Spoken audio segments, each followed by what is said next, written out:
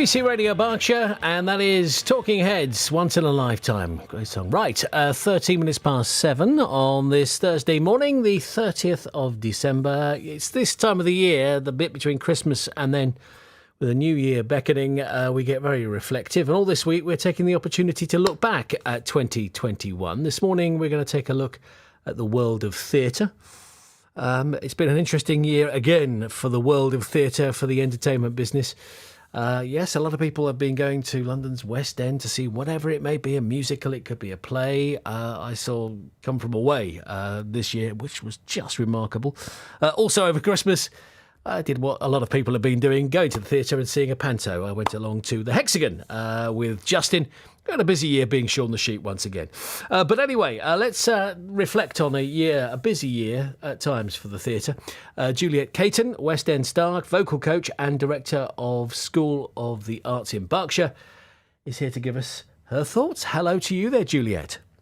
Hello, Phil. How are you? Not too bad. Actually, I was talking to the cast and crew at one stage because we like on my normal programme in the evening to reflect on what's going on in the West End. So I was talking to and Juliette stars as well. So that's still and rocking as well. But let's find out more about you. And I suppose right at the heart of you is the theatre. What does it mean to you? Oh, it is, absolutely. I mean, it's been my lifeblood since I stepped onto the original cast stage of Les Miserables when I was 11 years old. You know, it's been with me for that length of time, and I now train young performing artists in Reading. So yes, it's my whole world. Yes, you must have bumped into that Michael Ball, I imagine, at some stage, because I remember him talking about when he was starting in that, which is a remarkable thing, given how many years it's been with us, Les Mis. It really is, isn't it? The thing is about theatre, it's really struggled, hasn't it, since the lockdown happened.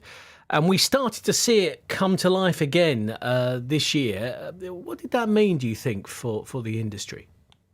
Well, it was a changed industry, really, when it reopened. So Equity, the Actors Union, had renegotiated the performers' contracts for both West End and touring performers to sort of include, you know, reduced performance weeks, reduced wages, no Sunday payments if your show was doing a Sunday matinee. Now, obviously, that's really hit actors very hard because it's often very difficult to afford to live in London if you're a jobbing actor. And to then be told, well, we might throw a 4-performance week at you instead of an 8, you know, it's really made it very, very, very tough for the actors. But they had to agree to it. You know, they felt there was no other option. If we want the producers to be able to bring the theatre productions back, that's what we've got to just, you know, roll with and try to make it work. And so that's what we've seen. We've seen the actors compromising, the theatres when they were closed. You know, some of them just decided, OK, you know, Phantom of the Opera, for example, 33 years it had. It was in the same building. OK, obviously, theatre is going to be closed and dark. Let's renovate it. Let's put the new touring version in. We mentioned Les Mis. Cameron McIntosh, the producer, sort of became, I don't know, I suppose you could say he was under scrutiny from the Musicians' Union because he was saying, right, I'm going to put a totally new production in. And the Musicians' Union was saying, well, hang on a second, we've got orchestra members who have held their seats in that orchestra pit for 35 years. Are you still trying to call it the world's longest running musical if it's now a totally different production? So it was a changed theatre world that we saw opening. And, you know, not to mention the fact that we had lost so many theatres. You know, there were constant, desperate pleas for financial support. Unfortunately, they fell on deaf ears. We had a $257 million injection from the Cultural Sector Recovery Fund in October, and that was in 2020. But for many, you know, it was just too late. Some theatres were now permanently closed, and that's not really very surprising when we look at the total loss really for the sector is between 507 and 725 million annually. I mean, it's huge, isn't it? How can you really sort of sustain yourselves as a sector at that point? But there was huge joy when the theatres opened. It was a relief to so many. We saw fantastic sort of social media videos of leads standing on stage declaring the theatres open. We haven't seen anything like that since the Second World War. We're open. Thank you so much for being here. And the joy from the cast it was palpable, really. And then, of course, you look at the isolation rules. The impact of those on the theatre industry was really tough. You get one person in your cast or crew testing positive, and suddenly the whole show has got to be cancelled. But you've got 60 very well people at home having to self-isolate. Hugely, hugely challenging times. And, theatres don't have insurance for COVID like film and TV do.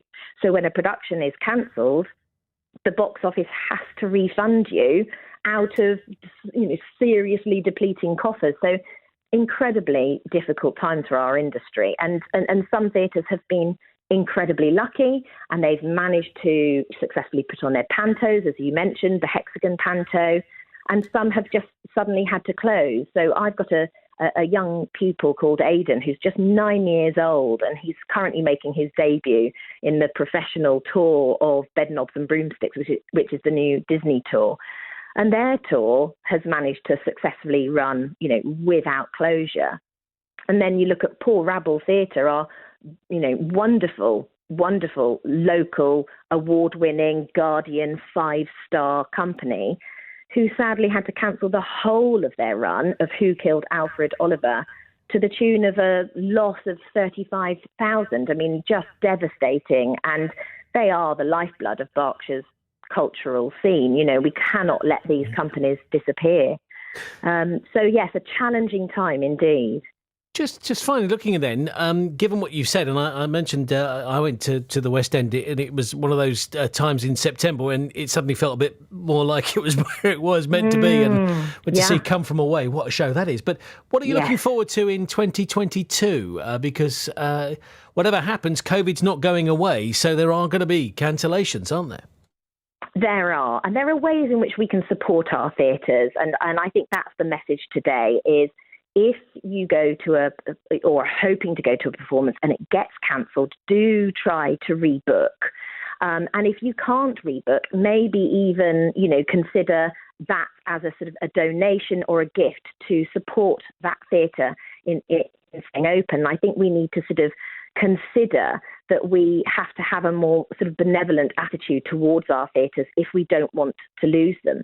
Because how sustainable is it?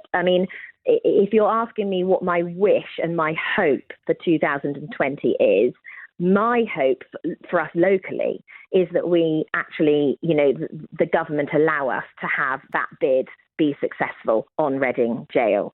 Because the fact that Banksy gave us this incredible offer at the end of this year for the stencil to raise £10 million towards the council's bid, that would be my New Year wish, because we really need a local theatre which is a small size. Even out of times of COVID, many sort of dance schools, theatre companies, they can't afford to hire the Hexagon. We've got this lovely new theatre, Reading Repscott, which is beautiful, but it's not big enough for those sorts of companies that want to be able to perform to their local communities in their own town. Lots of us currently have to go out of Reading to be able to perform. And so I hope that we would actually have a new space for us to create theatre in 2022, and we will get through this. Juliette, really good to speak to you. Thank you very much indeed. Juliette Caton there with her wishes for 2022 and a chance to reflect on what has been 2021 for the world of the theatre. It's BBC Radio Berkshire. Now